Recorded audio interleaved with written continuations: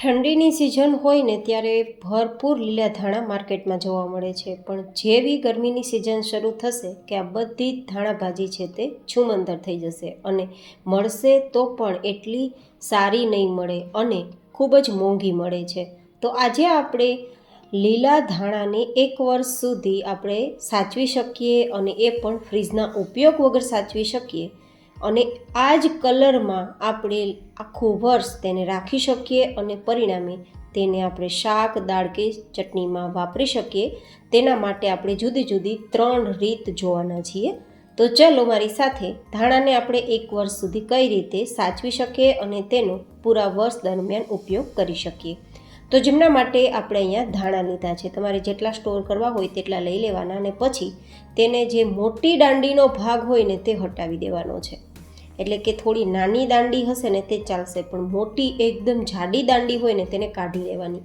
હવે જો હું તમને એક ટેકનિક બતાવું છું. આ રીતે ભાતને આપણે ગાળીએ ને, મતલબ નિતારીએ ને, ભાત બનાવીએ ત્યારે તેનો ભાતનો ચારણો કહેવાય અથવા તો ભાતિયું કહેવાય.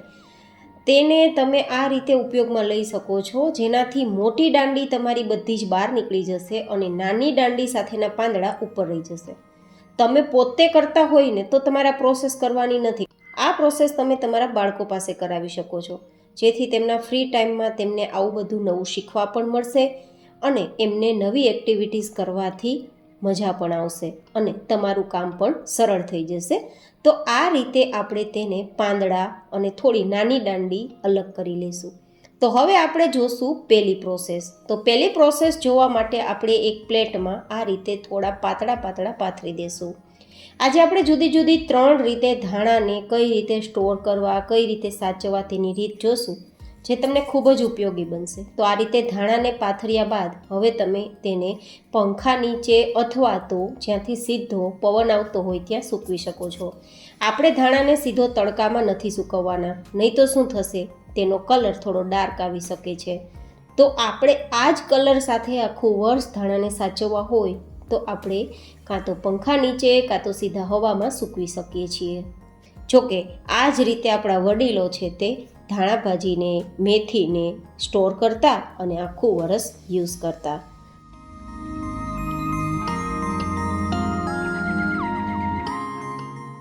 બે દિવસમાં જ આ રીતે આપણા ધાણા છે તે સુકાઈ જશે. તમે જોઈ શકો છો કલર એકદમ લીલો છે, બિલકુલ કલર એનો ડાર્ક નથી થયો, તેમ છતાં આટલા ક્રિસ્પી છે કે હું આ રીતે મસળું તો તેનો ભૂકો થઈ જાય. તો આ પહેલી પ્રોસેસ છે. જનરલી ઘણા બધા લોકો ફ્રીઝમાં ધાણાને સ્ટોર કરે છે, પણ તે રીત તદ્દન ખોટી છે, કારણ કે ફ્રીઝમાં કે ફ્રીઝરમાં સ્ટોર કરેલી વસ્તુ લાંબા સમયે તમને નુકસાન કરે છે. તો આપણે ફ્રીઝના ઉપયોગ વગર આ રીતે ધાણાને સાચવીશું. હવે બીજી પ્રોસેસ છે કે તમારી પાસે સમય નથી અથવા તો તડકો ઘરે આવતો નથી, તો તમે માઇક્રોવેવના ઉપયોગથી આ ધાણાને ડ્રાય કરી શકો છો. તો તેમના માટે શું કરવાનું, આપણે માઇક્રોવેવની જે પ્લેટ હોય ને તેમાં આ રીતે ધાણાને પાથરી દેવાના પાતળા પાતળા અને પછી 2 મિનિટ માટે માઇક્રોવેવ કરી લેવાનું. એટલે કે માઇક્રોવેવના હાઈ ટેમ્પરેચર પર 2 મિનિટનો ટાઈમ સેટ કરી અને તમે તેને ડ્રાય કરી શકો છો. આ બંને પ્રોસેસ તમે કરી શકો છો. તો 2 મિનિટ પછી મળશું.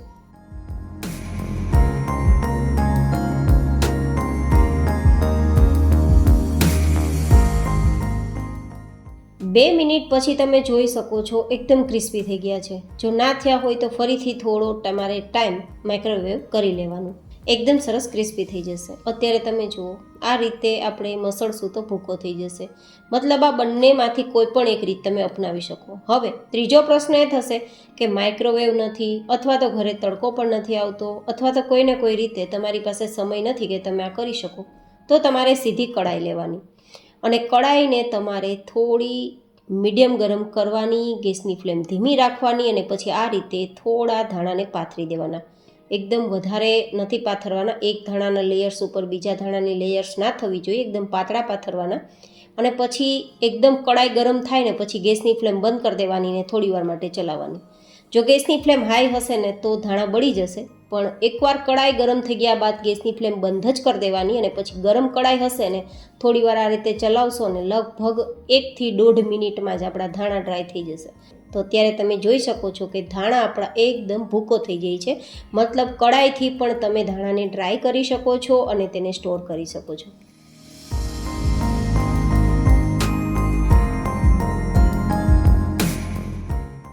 હવે આપણે આ ડ્રાય કરેલ ધાણાને કોઈ એરટાઇટ ડબ્બામાં કે એરટાઇટ બોક્સમાં ભરીને સ્ટોર કરશું. ફ્રીજમાં રાખ્યા વગર ગમે ત્યાં કોઈ પણ કિચનના કોર્નરમાં કે કિચનના તમારા સ્ટોરેજમાં તમે રાખી શકો છો. બિલકુલ ખરાબ નહીં થાય. પણ આટલા ક્રિસ્પી થઈ ગયા હશે તો